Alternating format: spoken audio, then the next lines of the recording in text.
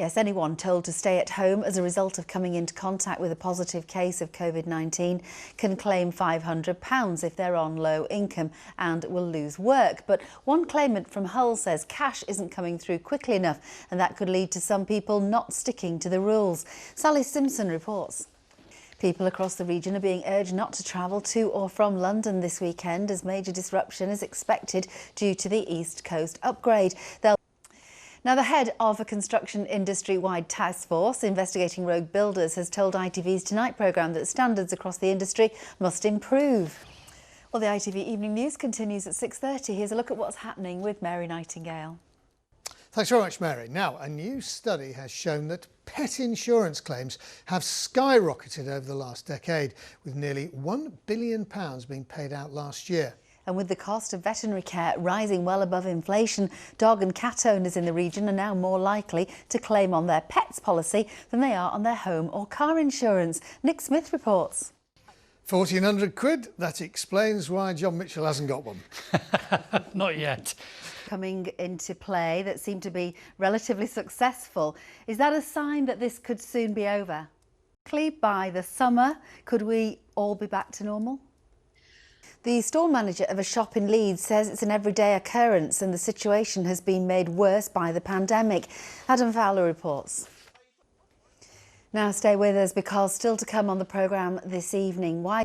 Now, the head of an industry-wide construction task force investigating rogue builders has told ITV's Tonight programme that standards across the industry must improve. Billions of pounds a year are spent by households on building projects, but unlike elsewhere in Europe, there's no licensing system to make sure contractors are up to the task. Well, Michael Sibbott has been hearing how one West Yorkshire woman's building dreams turned into a nightmare. Well, the ITV Evening News continues at 6:30. Here's a look at what's happening with Mary Nightingale. Well, a new study has shown that pet insurance claims have skyrocketed over the last decade, with nearly £1 billion being paid out last year. The cost of veterinary care is rising well above inflation, with dog and cat owners now more likely to claim on their pet's policy than they are on their home or car insurance. Nick Smith has more. Yeah, but we love them, don't we?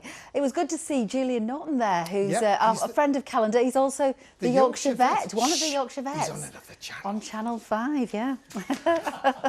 I mentioned it. Anyway, now Sunday, it'll be 17 years to the day since one of this country's greatest ever sporting moments. It's the day England lifted the Rugby Union World Cup. Well, one of the heroes that day was Jason Robinson, who says he'd never have made it to the top without the support of the PE teacher at his primary school in the Beeston area of Leeds. Well, Jason is now hoping to give something back at a time when he believes sport in schools has never been more important. He's been speaking to Chris Dawkes. Can you believe 17 years since he scored that try in the corner? Well, he's hardly changed, has he? John? I can't believe it's that long. Doesn't time fly? Unbelievably.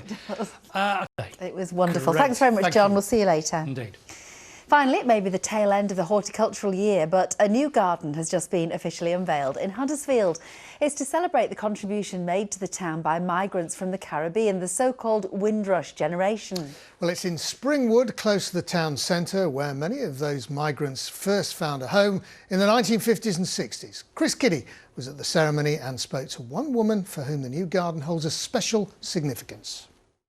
That was lovely, and of course we should point out that was filmed before the new lockdown and the new rules came into effect when ceremonies were still allowed. But it's still just as beautiful now. Here's John. Thanks. From us, our next update is at 10:50 tonight. Thanks, Christine. Late one for me. Next is Mary Nightingale with the news. Now, from all the team, thanks for watching. Bye-bye for now. Bye. See you later.